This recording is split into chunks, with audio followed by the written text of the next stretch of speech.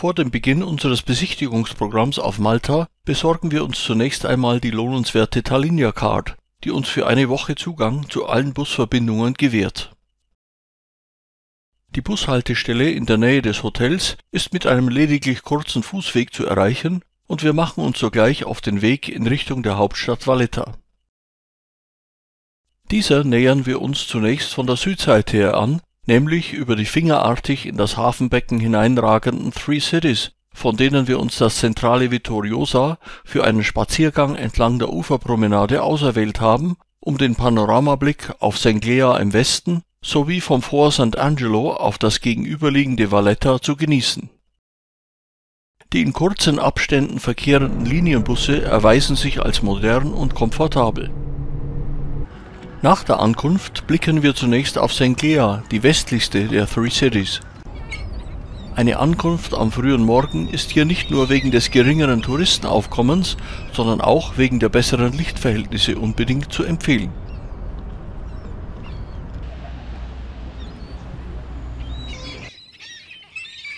Bei unserem Spaziergang entlang der Uferpromenade nähern wir uns allmählich dem Fort Sant'Angelo, einer schon seit der Antike bestehenden Festung in strategisch günstiger Lage an der Spitze der Halbinsel.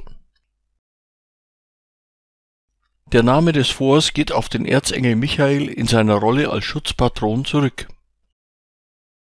Hauptattraktion für alle Besucher ist sicherlich der herrliche Blick von den Festungsmauern auf die Hauptstadt Valletta mit ihrem beeindruckenden Naturhafen.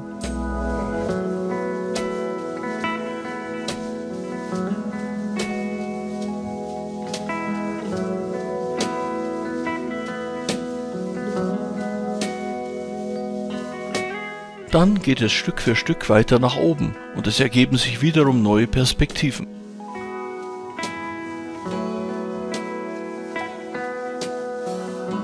Im 16. Jahrhundert wurde Sant'Angelo Sitz des Großmeisters, weshalb sich vor allem der oberste Bereich der Festung durch eine besonders attraktive Gestaltung auszeichnet.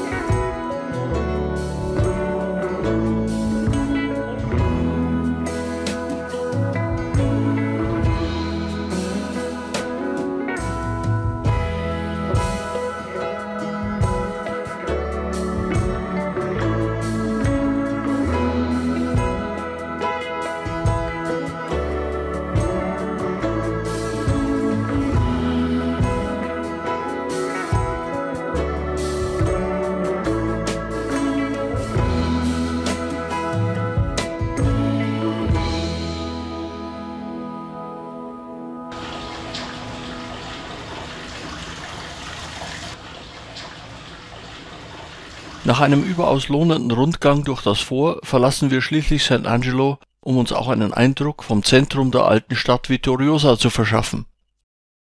Hier suchen wir zunächst den Stadtplatz Misra il Repa auf und besichtigen anschließend den Inquisitionspalast. Nach der Ankunft im Stadtzentrum staunen wir zunächst über die höchst farbenprächtige Dekoration des Platzes mit Fahnen und Statuen. Grund hierfür ist das jährlich am letzten Wochenende im August stattfindende Fest zu Ehren des heiligen St. Dominik im Bereich der von Dominikanern geleiteten Annunziaterkirche. Auch in den anliegenden Straßen setzt sich die aufwendige Dekoration lückenlos fort.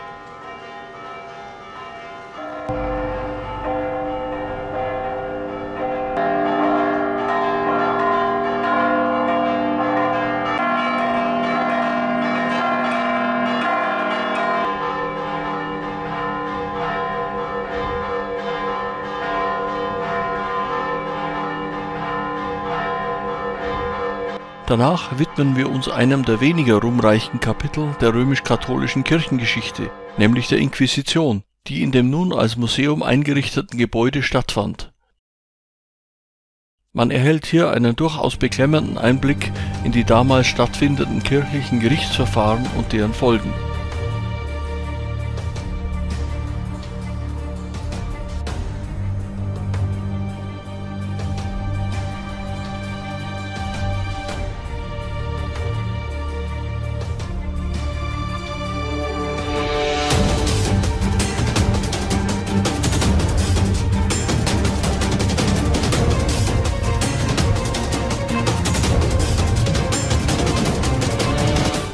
Nach dem Verlassen des Gebäudes blicken wir nochmals auf die Stadtmauer von Vittoriosa und kehren anschließend wiederum per Linienbusverbindung zu unserem Hotel zurück, wo wir den Tag erholsam ausklingen lassen.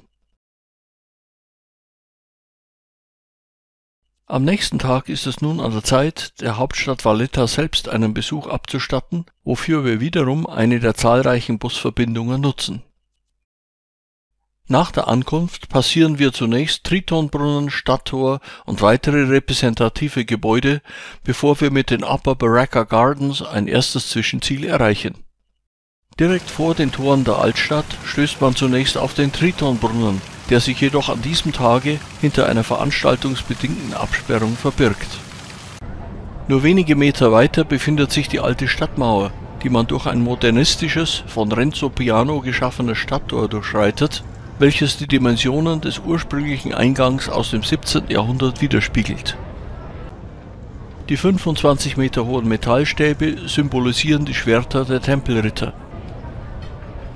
Auch das Parlamentsgebäude geht auf die Planung des italienischen Architekten zurück und steht ebenso wie das Stadttor in durchaus umstrittenem Kontrast zu der historischen Bausubstanz Vallettas.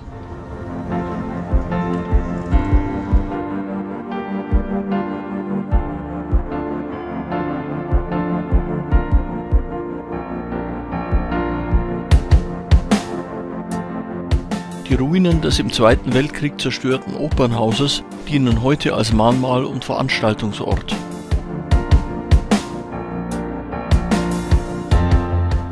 Auch der weitere Weg durch die UNESCO-geschützte Altstadt Vallettas lässt uns immer wieder innehalten und staunen.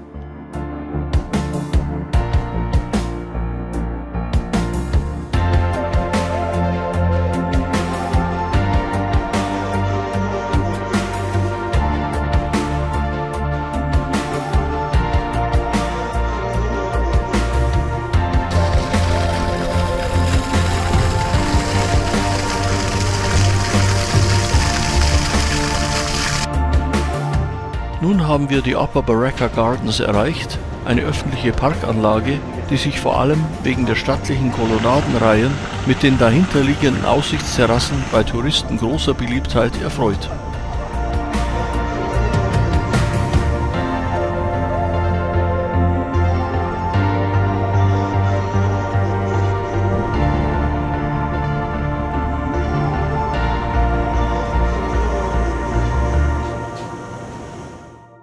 Nächstes Anlaufziel unseres Stadtrundgangs ist nunmehr eine der größten Sehenswürdigkeiten Vallettas, die St. John's Co-Cathedral.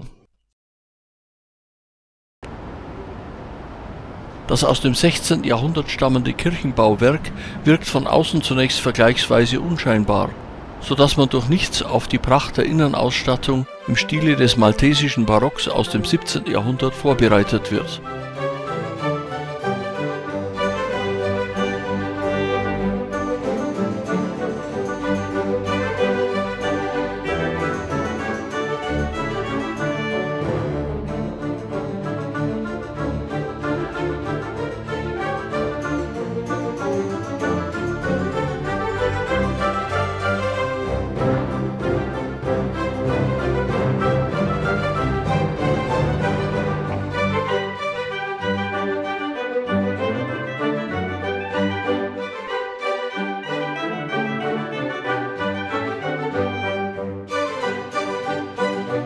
Der Boden des Kirchenschiffs besteht aus hochglänzenden marmornen Grabplatten.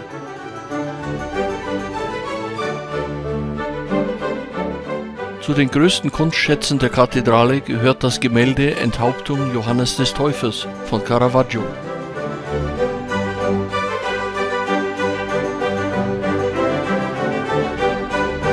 Nochmals werfen wir einen beeindruckten letzten Blick von der Galerie auf das imposante Kirchenschiff, bevor wir unsere Stadttour fortsetzen.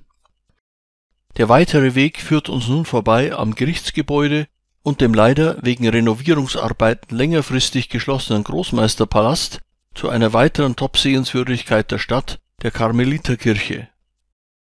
Zunächst passieren wir das im neoklassizistischen Stil errichtete Justizgebäude und werden auf unserem weiteren Weg durch die Altstadt unweigerlich von der Quelle einer kräftigen Musikbeschallung angezogen.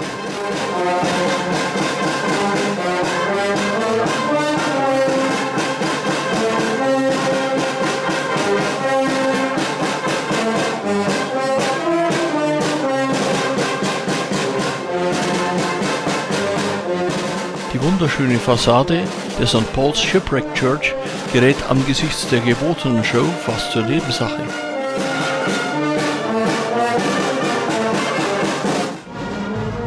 Wir folgen der Musikparade auch auf unserem Weg entlang des derzeit geschlossenen Großmeisterpalastes.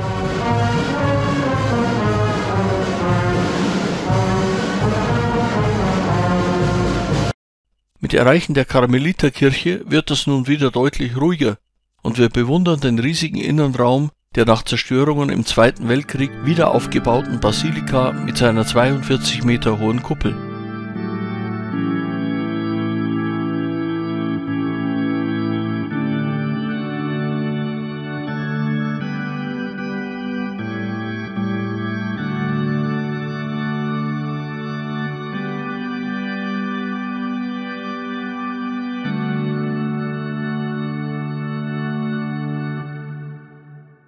Zu einer gelungenen Abrundung unseres Besuchstags in Valletta trägt schließlich noch eine aussichtsreiche Überfahrt mit der Fähre in den Stadtteil Sliema bei.